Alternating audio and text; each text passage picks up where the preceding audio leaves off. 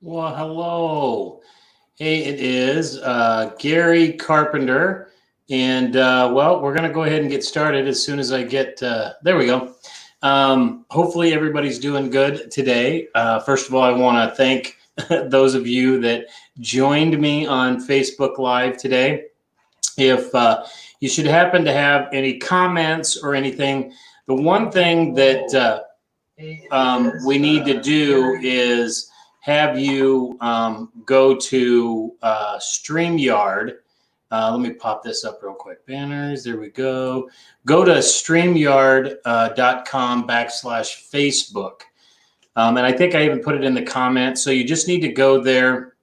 You click on that and then you click a button, and all it does is it gives Facebook permission to be able to show your face in comments, so that if for whatever reason you might have a question or any of that type of stuff, you can I can see who's asking the question. So anyhow, I appreciate those of you that are signing in. So today, on today's training, we are going to cover a couple things. One is the 4 most common time stealers.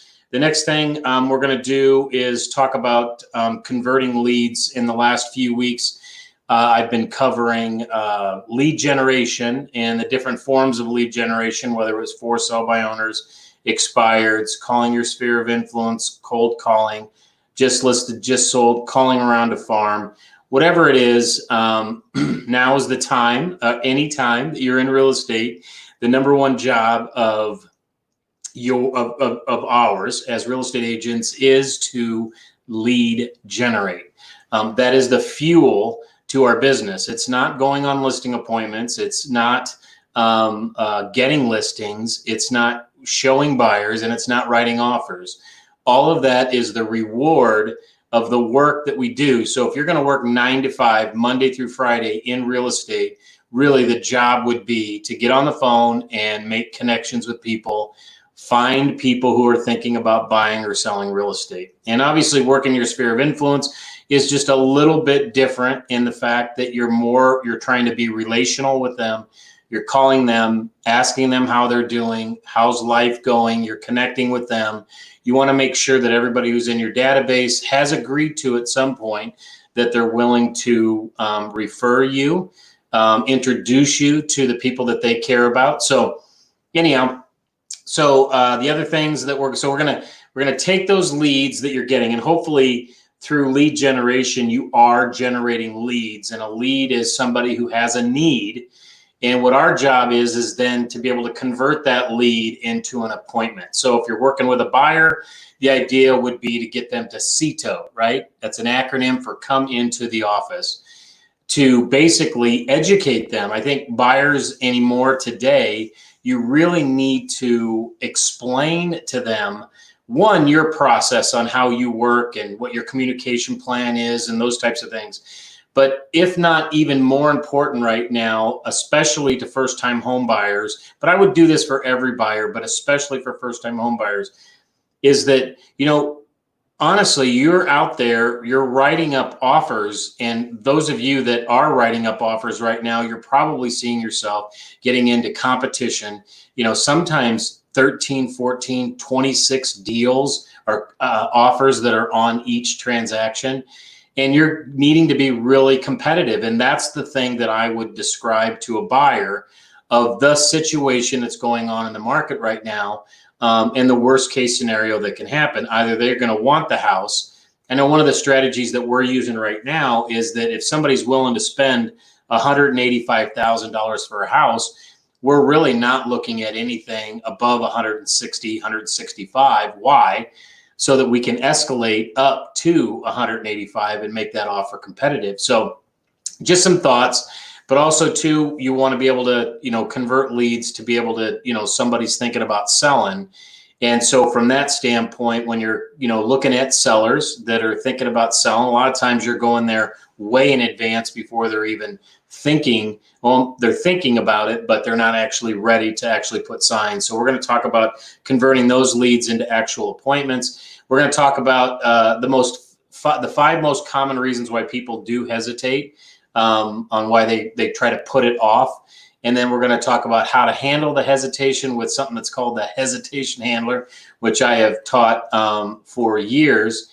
And then I'm going to introduce what's called the highest price analysis. So any of you that are out there that have been through any of my training, this is just kind of 101 stuff right here, but it is the basics of real estate, and it's the things that you need to have up here and memorized to be able to make your job a little bit easier. So let's go ahead and dive into the slides.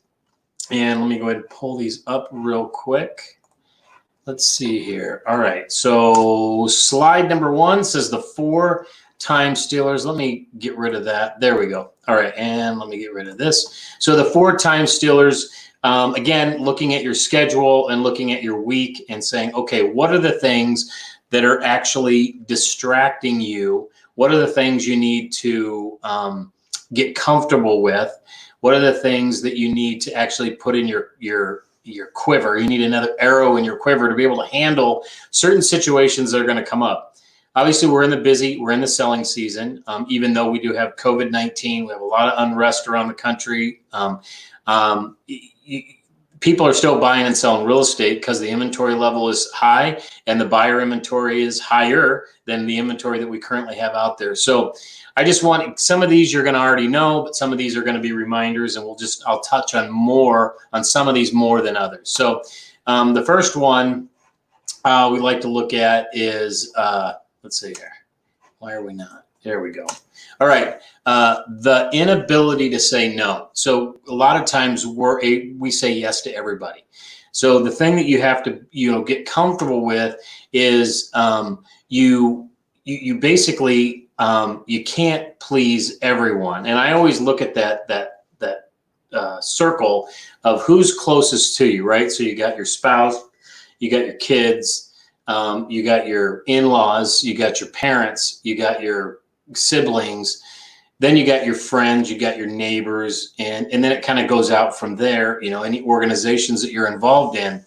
And the only way that obviously you've set goals for yourself, and whatever goal you set for yourself for the year, you're either on track or you're not on track. And so far we're sitting here at June 25th.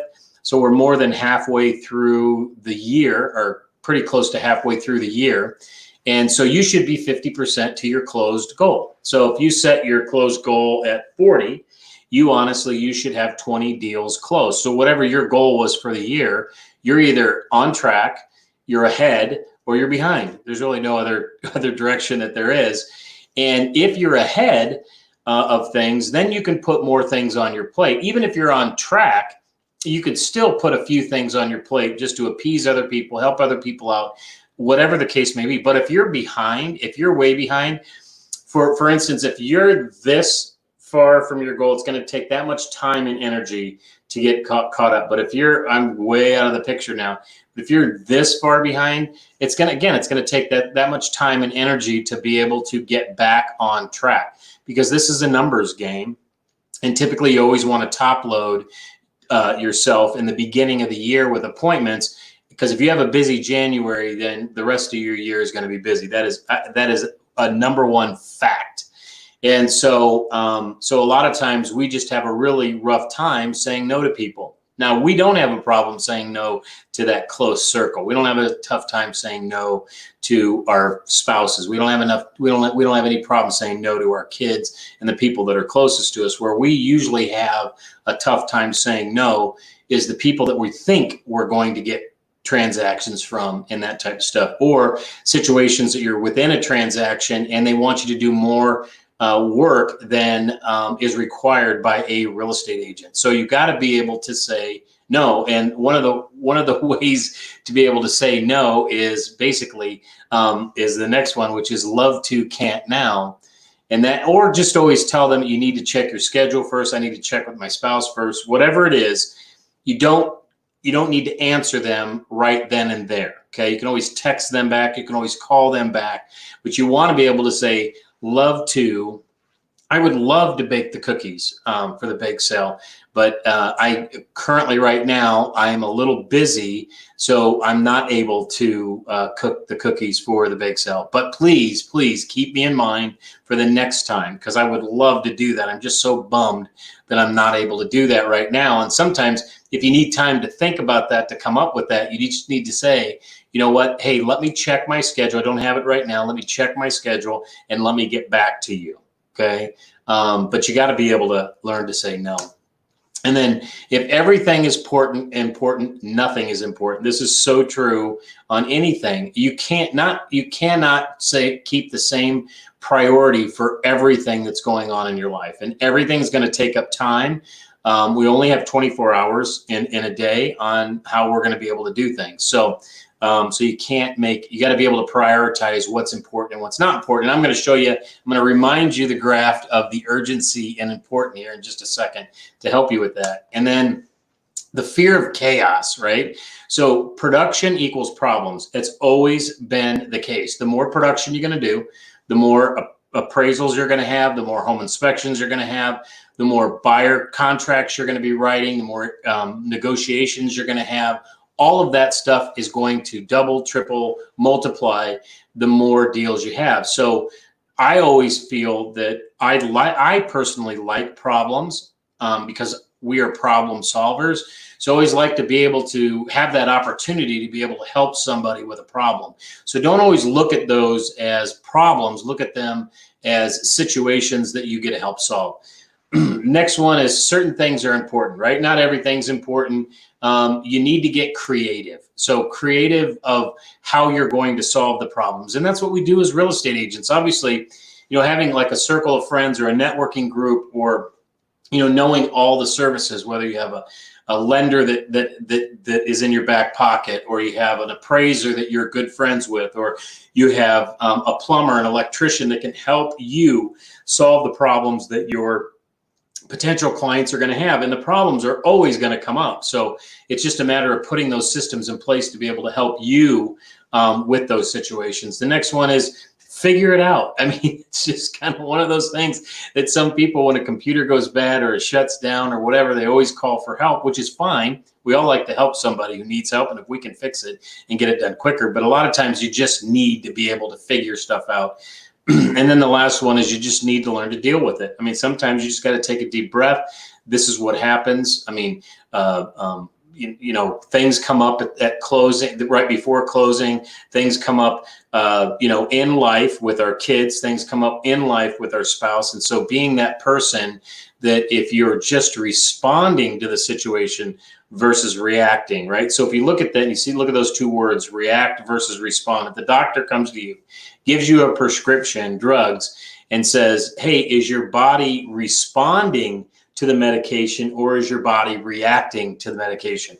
So there's a completely different response of what's going on there. Because obviously, if your body's responding to the medication, they're not going to call you back in. They're going to go, great. But if your body's reacting, you're breaking out in hives, or, your cold sweats, or, whatever, then you're going to probably stop taking that medication. So if you looked at situations that come up into your business and in your personal life, are you actually responding to those situations, or are you reacting? So know that, and just always know that, the idea of putting systems together, checklists together, and that type of stuff is to kind of ward off any situations or problems that can actually come up.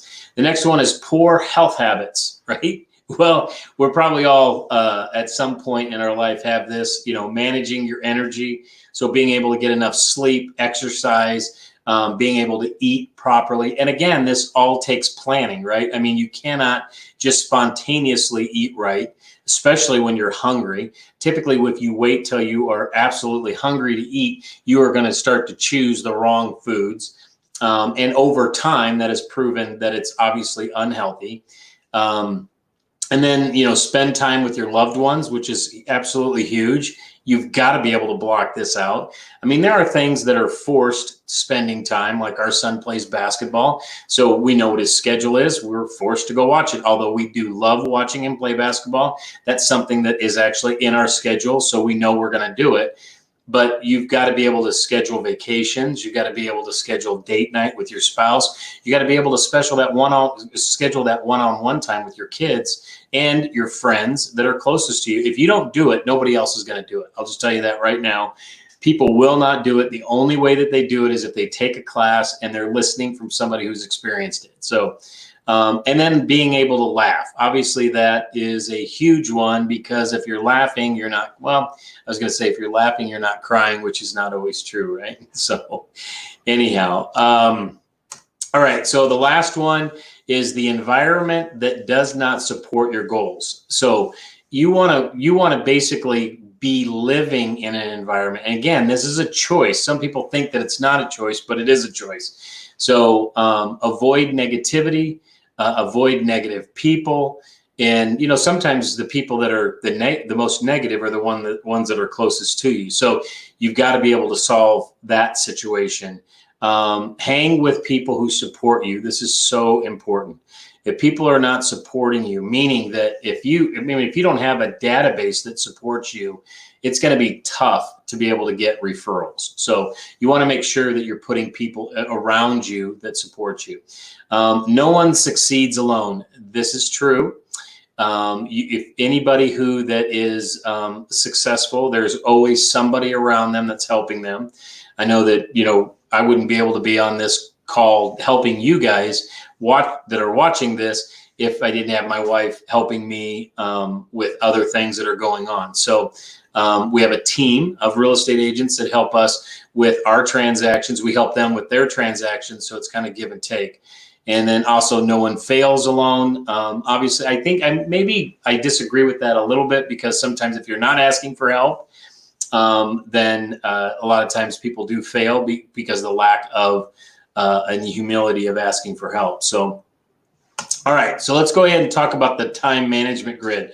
A lot of you have seen this before, and it's always good to see it and hear about it more than once, so that it kind of starts to resonate. But when I look at things, again, this is from Stephen Covey, and the U stands for urgent, the I stands for important, and then obviously you have non-urgent issues and you have non-important issues. And the first quadrant, when things are important and urgent, right? Those are immediate and they're important things that need to get done, right? So, you know, having a buyer right now in the market that we're in, and they want to go, and a house comes on the market, that's not only important to go look at that house to make sure it's the right one, and if you're going to write an offer on it, but that's obviously time sensitive, so it's an urgency thing, okay?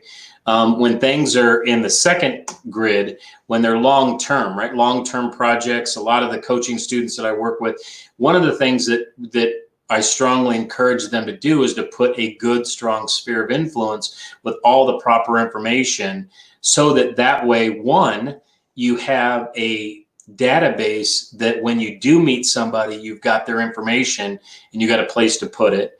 And then the second thing that goes from it is that you can monitor your business that comes from that database, but also too, it's follow up and nurturing the database in itself. So a good database does all three things for your business.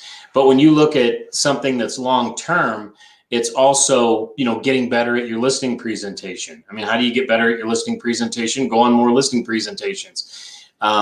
But, you know, there may be things personal that you're working on, and we're always working on our relationships with our spouses, with our kids and everything else. They aren't necessarily urgent unless something drastic happens. So date night, for instance, is important, but it's not urgent. When does it become urgent? Jokingly, I always say when your spouse is asking for a divorce, but a lot of times if that's happening, typically, it's too late. So just make sure that you're scheduling, and that's where the Smart Week comes in, and you're time blocking things that are important to you. When you look at your schedule this week, and not every week is going to be a perfect week, okay? Because those urgent things always creep in. But every week, if you're making and you're blocking out time, and then you're playing this game, is this important? Is this urgent? Is this non-urgent? What quadrant does this lie into? You know, you've got non-important and you got urgent issues, right? Usually things that other people are bringing on to you. If you've got a team if you're in leadership, if you're in those types if you wear those types of hats, if you're a parent, then what happens is, typically urgent things are typically thrusted upon you by other people because they feel it's important and it's urgent to them. I'm not saying that it's not important, but it's typically not in your agenda. It's not in your schedule. It's not going to help you hit your goals, but it's on somebody else's goals and somebody else's agenda. And then the fourth quadrant, well, it's non-urgent. I mean, it's not time sensitive and it's not important. So those things you need to usually get rid of. So I always suggest, like right now, I'm in a time block for 1 hour from 1 to 2 o'clock. And to me, this is important. It's not urgent at all, but this is extremely important because I'm trying to do a couple things. I'm making videos that are later going to help with my marketing. They're going to be able to help as a library to be able to take my coaching students to when they need a situation that I can just email them a link to a video that they can watch that can help them. Then we can talk afterwards. I'm shooting these on Facebook Live because it's helping my clout, if you will, on Facebook. I'm also streaming these on YouTube, so it's helping me with my YouTube. And again, that's something that doesn't happen overnight. It's something that happens over time where you get more of a following. So my goal someday is to have 100 people watching me or a video that I'm shooting live. And who knows, it'll happen at some point. I mean, we've been bouncing around from 1 person to 6 people on this video right here. But typically when I shoot a video like this is one of those videos that gets rebroadcasted. And, I'll get 100 to 200 people that will actually watch the video once I email it out to them, that type of stuff. So anyhow, just talking about important and urgent things. So let's kind of switch gears a little bit and let's talk about turning leads into listing appointments. Okay. Lead to appointment converter, right? And converting leads into appointments. And so if you're out talking with people and you're having conversations, whether it's on the phone, whether it's in person, whatever the case may be, they say so-and-so is thinking about buying or selling a house. So now you got to take that lead and you got to call them and then you got to get face-to-face with them, right? In our time that we're in right now, face-to-face could be on a Zoom, could be on video. But for the most part, you're trying to schedule an appointment to see what phase they're in. Now, they may be 6 months down the road of trying to sell a house or even want to buy a house. My suggestion is, because when people say 6 months, that's really more like 2 months, unless they do have an actual condition like a job transfer, which the move's not going to happen unless that job transfer happens. Everything else is usually a hesitation. Okay. So my suggestion would be is that you try to get face-to-face just to get to know them better. And maybe you take something over, and if you guys ever need anything, to deliver, all you have to do is reach out to me. I've got multiple things that you can take over, but the most popular one to be able to take to a seller would be just a checklist of things to do. I call them a spring cleaning checklist, but it's things that they can do to start to declutter their home. Little projects that they can start to do to the house that are inexpensive, but increase the value of the house. So those are always things of value. And while you're over at the house, you can go through, kind of talk about, see what their motivation is, what their timeline is, and that type of thing. But typically, a listing appointment a lot of times starts with just that initial consultation. We went on 3 of them this week to where, the people are thinking about selling. And they got one's got some credit issues, one's waiting for a rental to open up, another one's waiting for something else. So again, but the idea is to go in and meet them and start that relationship. And then when they're in your database, when you've got all of their information, you can now drip on them, nurture them, invite them to events and parties and stuff that you have going on at the time that they fall into your life. So you're talking with somebody, you're giving them a call, and a lot of times people will hesitate because they just don't think it's the right time. So you always want to find out what's missing. So what that technically means is, what do they need, right? So if you're working with a buyer, and we all know that the first thing that you need to work with a buyer is to make sure that they're pre-approved, right? They need to get in, talk to a lender, make sure you know what kind of dollar amount they're going to be spending, so you know what kind of a search you're going to be doing on that. So the first initial consultation might be that you set them up with your lender, but then I would always, there are exceptions to this, but what I would try and do is have a coffee with them. We have a pre-listing for a seller and a pre-listing for a buyer booklet that we always send out, and we make sure we get into their hands so that they can see that. And that's the kind of the process. And then that's the interview process that we have with them in going through that. And never assume that they're not interviewing other real estate agents. Okay. I mean, the numbers are high with the National Association of Real Estate study that I think it's like 62% of all people end up choosing their agent. It's referred to them by a friend, family, coworker, and then they end up, like, I think it's like 69, 60, 70% of buyers usually go with the first agent that they meet. And then on the seller side, it's like 72% of all sellers, no, 75% of all sellers who end up choosing the agent, they chose the first one that they met with. So again, it's always trying to get in the door as soon as possible. Okay. So it could be that you want to just go over there and meet, take a look at their home, help them with what they need to do to get the house ready. That could be the thing that's missing, right? The thing that would be of value to them. The other thing might be talking about the price of their home. Like, they want to know the value of what their home would be. They want to know costs and everything else. I mean, that's leading into more of an all-out listing appointment, and then you're going to do your value proposition of why they should choose you. But for the most part, you're not really going over there to do a pricing analysis. You're really going over there just to kind of connect with them. And then from the buyer's standpoint, if they're not pre-approved, it doesn't take long for all this to happen either. I mean, you could get somebody pre-approved, you can meet with them and then go look at a house that evening, right? So, but I would not miss these steps, because it's very important to build that relationship with them, because again, the one thing you want to look at, you're not only helping them purchase a home or sell a home, but the other fact is that you are also building a return on investment, right? So don't always look at things transactionally, meaning that I'm only going to help them buy, I'm going to help them sell.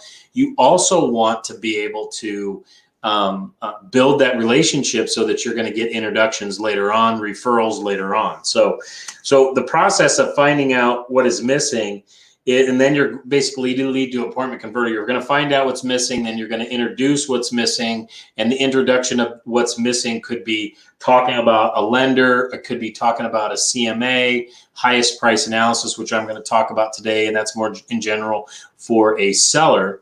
And then you're going to propose a get together, right? You're going to propose, meaning that you're going to want to try to get over to their house, or you're going to try to get to meet the buyer. And again, the exceptions are the buyer's got a house that you want to go look at. Great. You go look at the home, but then maybe you try and schedule a coffee after they go look at the home, if that happens to not be the house that they want to write an offer on, right? But they're not going to be writing any offers if they're not pre-approved yet. So anyhow, you got to make sure that you do things in a process, and the professional real estate agent will do this. And by doing that, it saves you a lot of time in doing missteps.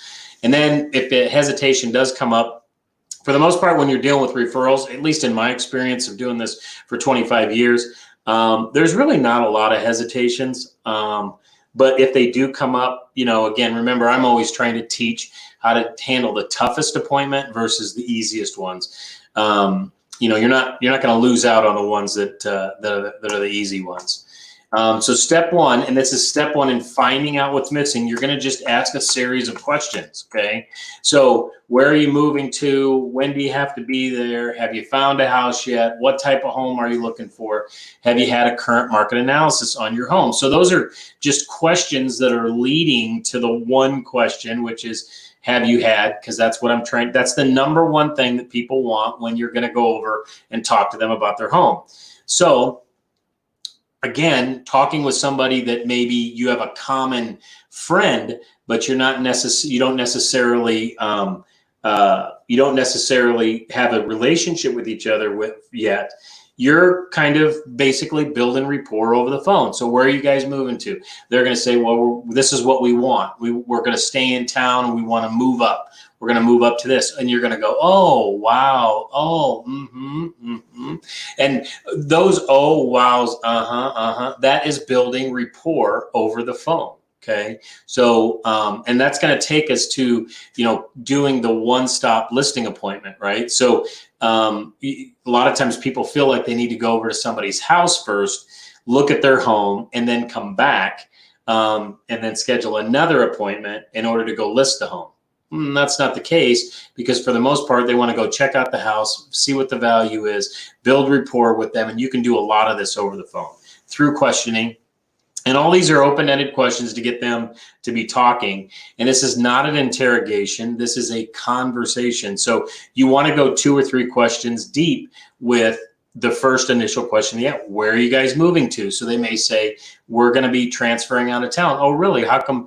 Well, why are you transferring out of town? Oh, okay. So why did you choose that city? Oh, okay, because of the job transfer. Okay, did you have any other choices as far as, where you're going to go for a job? No. Okay, so what do you do for a living? So those are some questions that you're going to ask as you're talking with them over the phone versus doing an interrogation. And then you always got to close on them, and you say, okay, well, have you ever had a current market analysis done on your home? Well, no, I haven't. Okay, well, would something like that be of value to you? So we're going through this systematically of asking questions with the intent of trying to get face-to-face.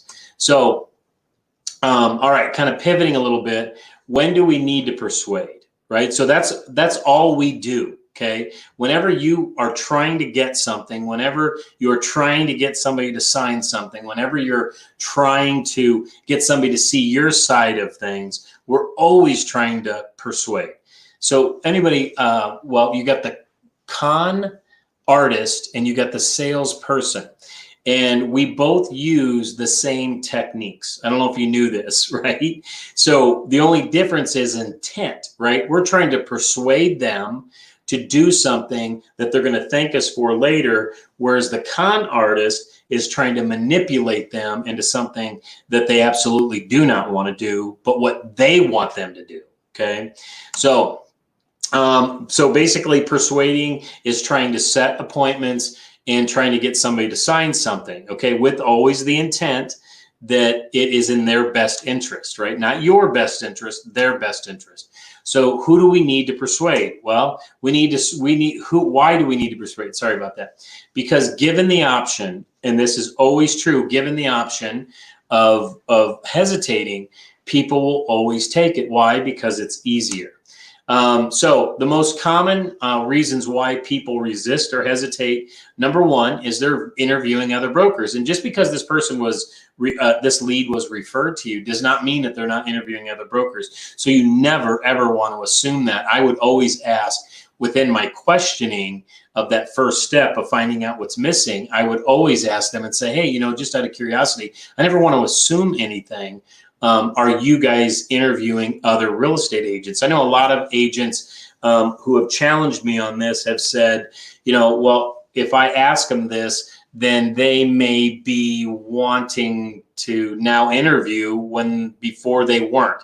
Now, guess what? Their interview, if they're interviewing, they're already got that in their process. So you want to make sure that you ask that question. The next one is, have you guys ever thought about trying to sell it on your own? Again, you're not talking them into trying to do that, but you want to make sure that when's the best time to handle hesitation? Before it comes up, right? When's the other time you handle hesitation? As it comes up, right? So I want to know, one, before I go over there, are they thinking about trying to do it on their own? Because if they are, then I can be prepared for that. Are they going to be talking with other brokers? If they are, I can be prepared for that. And have they ever been an expired, right? So this is if you're calling expireds. This isn't necessarily a referral lead, but it's, again, being expired is another hesitation on why somebody doesn't want to relist their house with a real estate agent.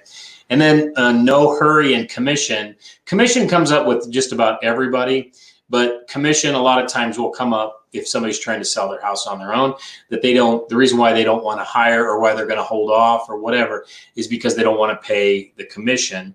And then also too, in their mind, they don't think that they're in any hurry. So these are typically the 5. There's a few others, but these are kind of the ones that I know that we will run into every once in a while. And again, you know, I'm not trying to sell anybody on anything. I'm trying to see if there's a need, and if there is a need, if they want any help with that. So, so then once you find out what's missing, then you're going to introduce what is missing. So, you know, are you familiar with? So if somebody says, if I say to somebody, have you done a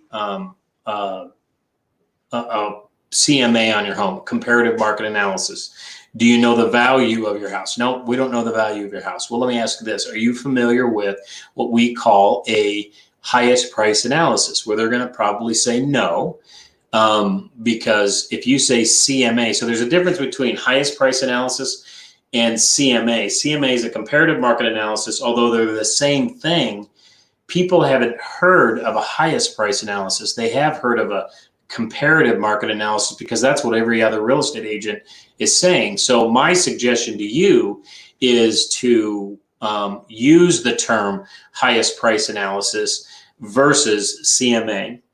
And then the second part of this is, you know, when you say, are you familiar with the highest price analysis? They say no, then you're going to go, well, what it is it's an aerial view look of what, and then you explain what that means. Okay. And then I'll get into a highest price analysis. So let's say, let's go to the buyer's side, right? So a buyer, are you familiar with what a pre-approval is? Well, no, you're not. Okay, well, what a pre-approval is, it's when a lender actually meets with you, takes certain information, and then does a credit report, a history report on your credit, so that way they know what your credit score is. And basically by knowing your credit score, then they're going to know what kind of financing you're qualified for, which then helps us in our search of finding the right home, and if even the right home is going to be in your cards. So, because sometimes I've dealt with people that don't have the greatest of credit, which is not bad, but they need to fix their credit before they go on. Let me ask you this: would something like a pre-approval, knowing that you have to have this in order to write offers on properties, would you be interested in me connecting you with our lender? Yeah, absolutely. Okay, great. Well, I would love to do that. And at the same time, I would love to set up a time where I can have a cup of coffee with you. And I want to be able to go over my process on how I help buyers find homes. Would something like that be of value to you? It would. Okay, great. And then you're going to propose a get together, which we're going to handle next week. So, but then, you know, 3, would something like that, that's the close, right? Would something like that be of value to you? And then you're going to basically, then you're going to introduce the highest price analysis. But before I give you the verbiage on that, I want to kind of, to me, a highest price analysis does a couple things. One is it's a comparative market analysis, like what we had talked about, plus it's a real estate timing analysis. And a real estate timing analysis is the segments of time that it takes a seller, once they decide to put their house on the market and put a sign in the yard, to when they close the deal and they get their money. A lot of times, because the market's moving so fast, especially right now, they think, well, it's only a day or two. Well, no, we've got 45 days for the deal to close, right? So in reality, if you backtrack, they put the house on the market, it's going to take 45 to 60 days before they actually are going to be able to get their money and move into that next house. So a lot of times people think it's going to happen quicker than that. So anyhow, we go through those things, and I'll cover real estate timing analysis next week. Okay. And then, so this is the description of the highest price analysis. It's a bird's eye view of the factors of what sold, what didn't sell, what you're competing with, an estimate of timing, financial ramifications, et cetera, and knowing all of these things can help you, Mr. and Mrs. Seller, determine what is the highest possible price you could ask for your property. Would something like that be a value? So basically you're explaining to them what this is, and then you're asking them by closing on them if something like that would be a value. And from that point, then they're either going to say, yes, it is value, or no, it's not value. So I think that's pretty much it as far as what I wanted to cover today. We're on the 45-minute, reaching our 45 minutes. And so I just want to know if anybody's got any questions about what I've talked about so far. It's looking like we're not seeing any questions that are going to pop up. You know, the one thing that I always want you guys to know, if you are finding yourself earning less and money than you want to, and you're open to the idea of receiving some help or some coaching with that, I would love to be able to chat with you. We've got some really competitive. One of the kind of the things that I do a lot different than other coaches is I don't charge up front. I only charge based off performance. So if you're closing deals, I'm getting paid. If you're not closing deals, I'm not getting paid.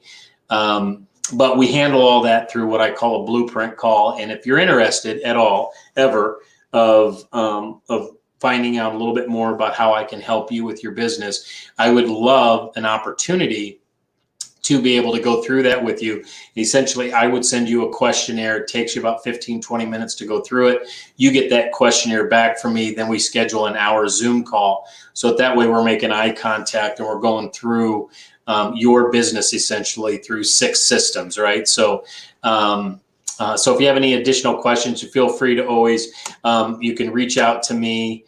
Let's see here. You can reach out to me. There's my email address, Gary@masterrealestateacademy.com. But you can also call me at 402-680-7000. And then I also want to invite you, if you haven't already signed up for it, it's a private page that we post all of this training on and additional things too, coaching. It's mreafacebook.com. I invite you to go there. We will ask you again. You have to ask for permission, so I just click and give you permission to be on the page. So anyhow, again, thank you so much for attending. And next week we've got a good friend of mine. His name is Todd Robinson. Lives down in Sarasota, Florida, and he's with a company called Prospects Plus. And he's more specifically Prospects Plus is a marketing company specifically for real estate agents, and they do a lot of targeting. They got really cool software where they can target streets, subdivisions, and everything else. And Todd Robertson does what's called I think it's called the Market Dominator, which if you want to dominate a specific segment of a subdivision, a zip code, or whatever the case may be, which is kind of a cool project, a cool product. So then also on July 2nd, we're going to talk about the 5 referral mindsets, and then we're going to talk about propose a get together, and preparing. And you can't see it on there, but preparing for the one-stop listing appointment. So I'm hoping you can make that. And then also I'm going to throw in there the timing analysis. So I'll cover that as well. That's a real easy objection handling tool that I can teach. So again, I want to thank everybody for being on this call, and those of you that are watching it later. And if you have any questions, please feel free to reach out, and have a great weekend.